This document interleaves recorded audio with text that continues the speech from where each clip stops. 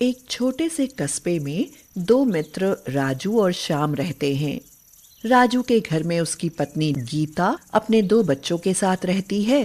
वहीं राजू के घर के ठीक सामने श्याम अपनी पत्नी लीला और अपने तीन बच्चों के साथ रहता है। राजू और श्याम के पास अपना छोटा सा खेत है, जिस पर खेती करके वह अपना गुजारा करते हैं। राजू और श्याम दोनों सुबह सुबह खेत पर जाते हैं। वहीं पर सभी बच्चे खेल रहे होते हैं। इस बार फसल अच्छी नहीं हुई। सोचा था फसल अच्छी होगी तो बाजार में दोगुने दामों में बेचूंगा। सोचा तो था, पर अब इस बार भी नमक रोटी से ही गुजारा करना होगा। तभी सभी बच्चे राजू और श्याम के पास पैसे मांगने आते हैं। अरे अरे, पहले सब शांत हो जाओ, सबको दूंगा। हाँ, पर पैसे नहीं, रात की बासी रोटियां, ये देखो।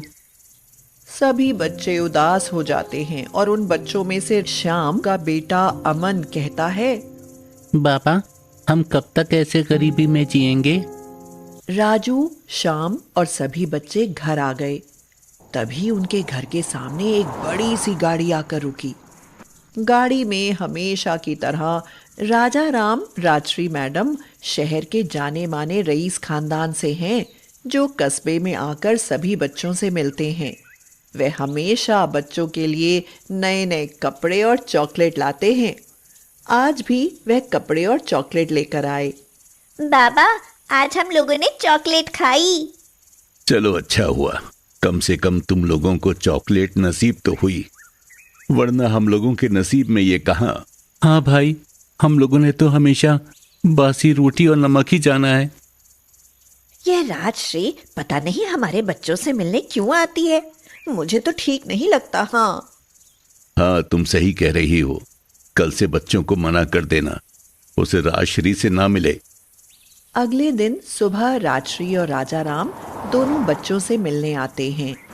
राजश्री, हमारी शादी को 10 साल हो गए हैं, अभी तक हमारी कोई औलाद नहीं।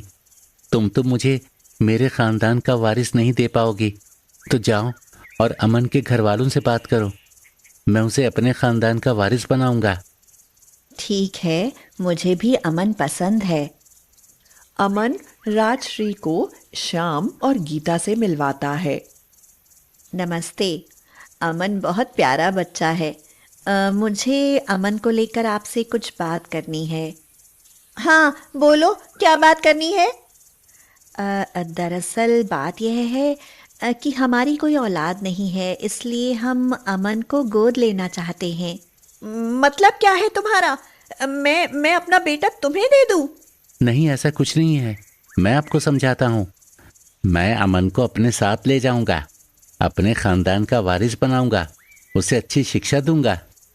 जी हाँ, और जब चाहे आप उससे मिल भी सकते हैं।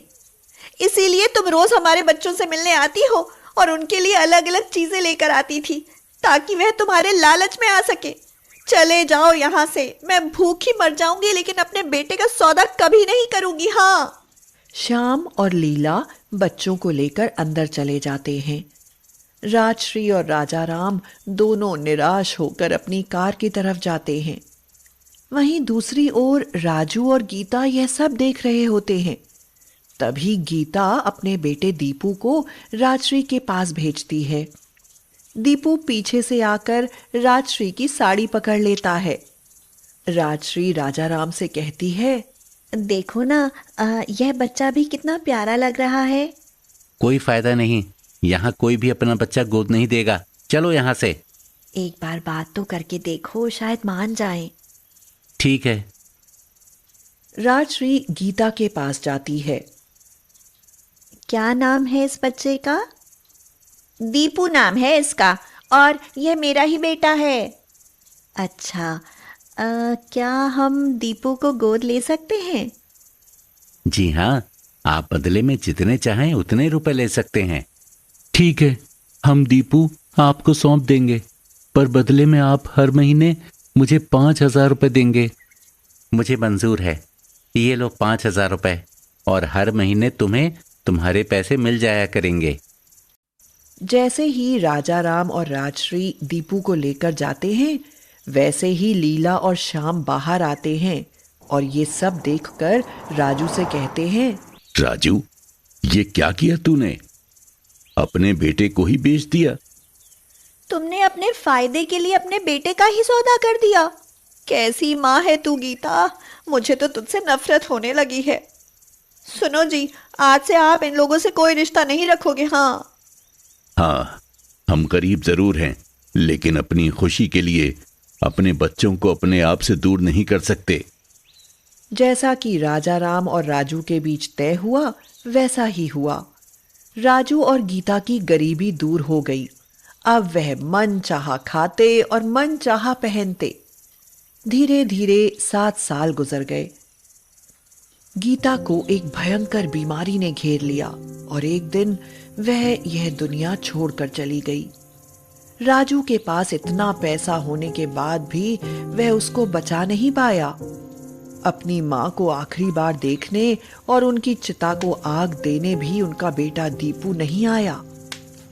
अमन भी अब बड़ा हो गया है तो सारा काम अब वही संभालता है। अमन खेत से आता है और कहता है, माँ, पानी पिला दे। लाई बेटा। बाबा, आज शहर से दीपू आ रहा है। दीपू के पूरे 10 साल बाद गांव आने की खुशी में राजू चाचा ने शानदार भोज बनवाए हैं।